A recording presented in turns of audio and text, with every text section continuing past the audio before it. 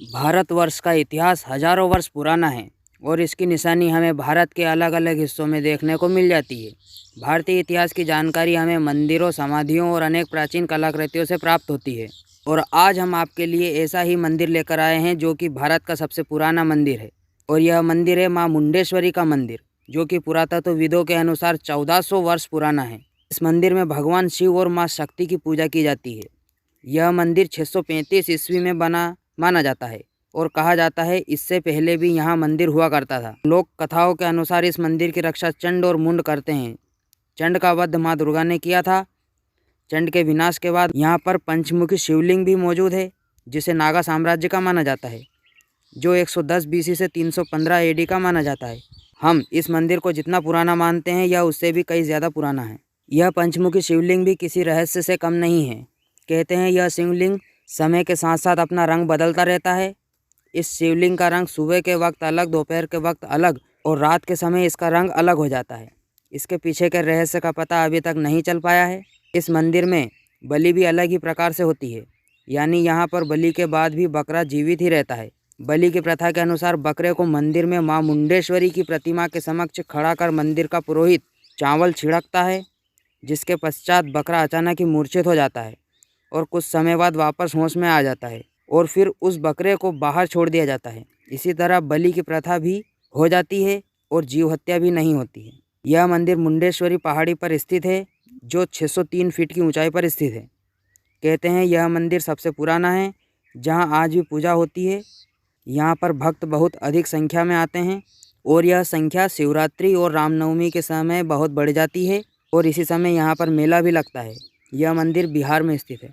हमारी आज की लिस्ट में एक और देवी माँ का चमत्कारी मंदिर है।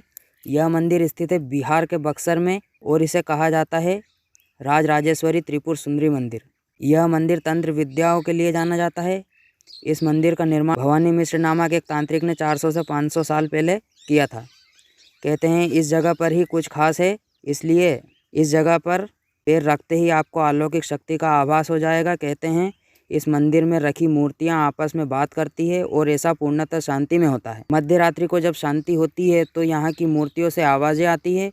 यह आवाज़ें पतली होती हैं, जैसे कोई स्त्रियों का झुंड आपस में बात कर रहा हो।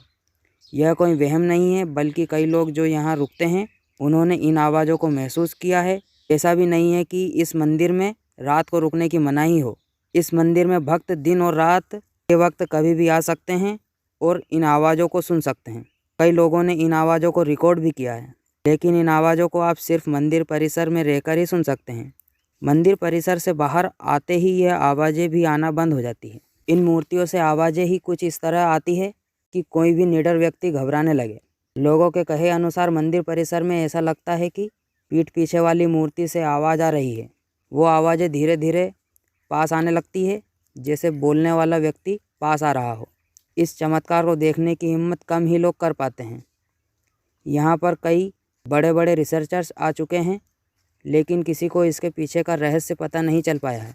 कई रिसर्चर्स के अनुसार यह हमारे मन का वहम मात्र है। इस मंदिर की प्रधान देवी राजराजेश्वरी त्रिपुर सुंदरी है। उनके अलावा यहाँ पर 10 महाविद्या, त्रिपुर भैरवी, धूमावती, तारा, छिन्नमस्ता, षोडशी, मातंगड़ी, कमला, उग्रतारा और भुवनेश्वरी की मूर्तियां भी स्थापित है। इनके अलावा यहाँ पर माँ बगलामुखी, दत्तात्रेय भैरव, बटुक भैरव, अन्नपूर्णा भैरव, काल भैरव और मातंग भैरवी की प्रतिमाएं भी स्थापित की गई है। यहाँ की मान्यता के अनुसार माँ की आवाज़ सुनकर भक्त का हर कष्ट मिट जाता है।